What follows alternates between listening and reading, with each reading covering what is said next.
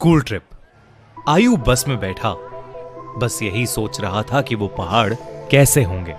आयु जो 15 साल का था, पिछले 3 साल से चंडीगढ़ में ही रह रहा था। फिर भी वो कभी हिमाचल की हसीन वादियों में नहीं गया था। पर उसका यह सपना इस स्कूल ट्रिप में पूरा होने वाला था। ढेर सारे लंच बॉक्सेस से खाना खाते हुए और अंताक्षरी खेलते हुए पूरा दिन बीत गया था।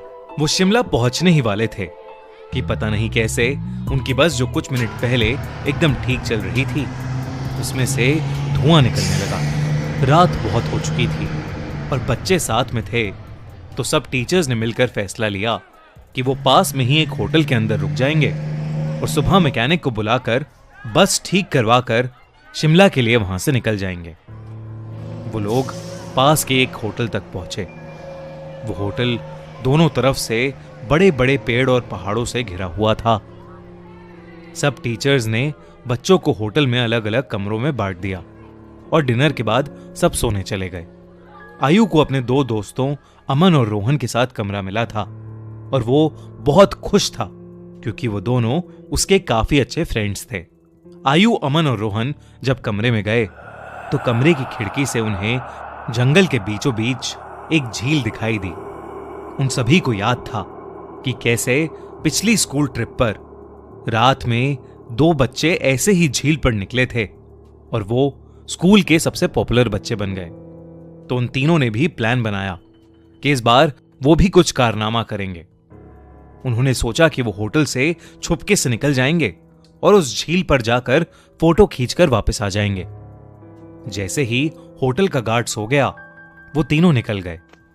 झील दिखने में तो होटल से ज्यादा दूर नहीं लग रही थी, पर वो तीनों करीब आधा 1 घंटा झील की तरफ चले जा रहे थे और जंगल का रास्ता था कि खत्म ही नहीं हो रहा था।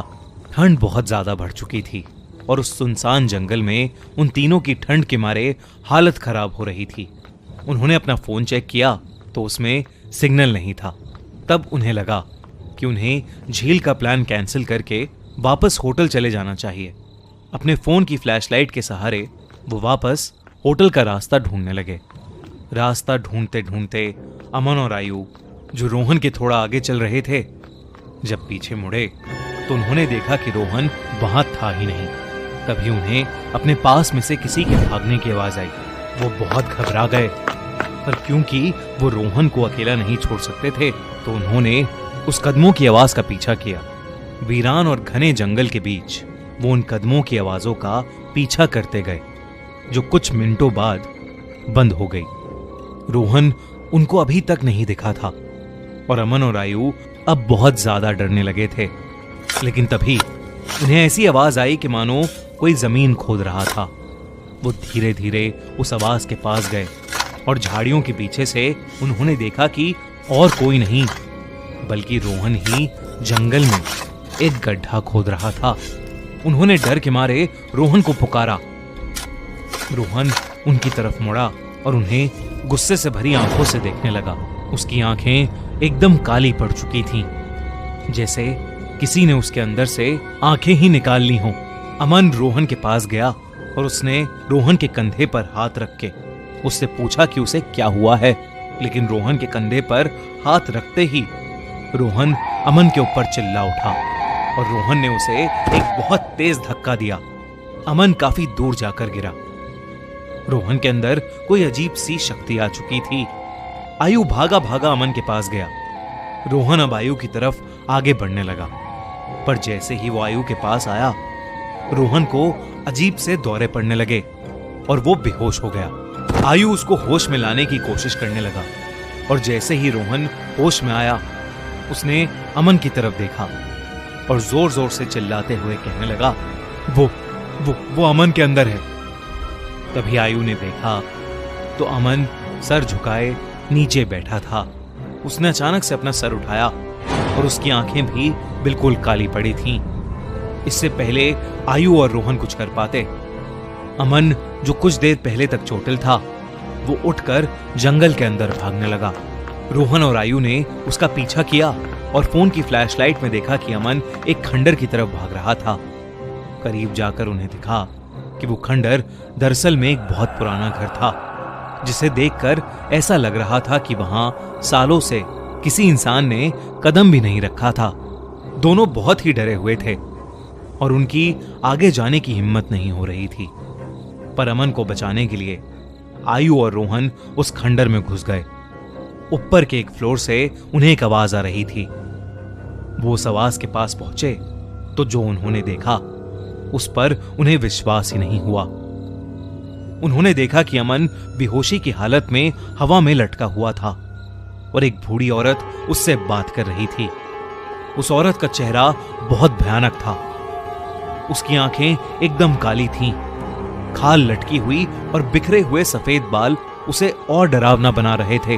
वो दोनों उस औरत को देखते ही वहां से बाहर भागे। वो औरत भी उनके पीछे पीछे आने लगी। आयु और रोहन जल्दी से सीढ़ियों से नीचे उतरे और उस खंडर के घर के दरवाजे तक पहुंचे। उन्होंने जब मुड़कर एक बार पीछे देखा तो वो बूढ़ी औरत किसी कीड़े की तरह रेंगती हुई सीढ़ियों से उतर रही थी और उनके पास ही आ रही थी। वो किसी तरह वहां से निकलकर जंगल की ओर भागे और भागते चले गए।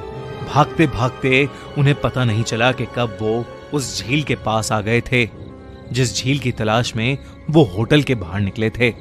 रोहन और आयु दोनों भागते भागते उस झील के अंदर गिर पड़े और डूबने लगे। उन्हें ऐसा लग रहा था कि जैसे कोई उन्हें अंदर खींच रहा हो। आयु किसी तरह झील से बाहर आ गया पर उसकी आंखों के सामने रोहन झील में डूब गया और वो कुछ भी नहीं कर सका।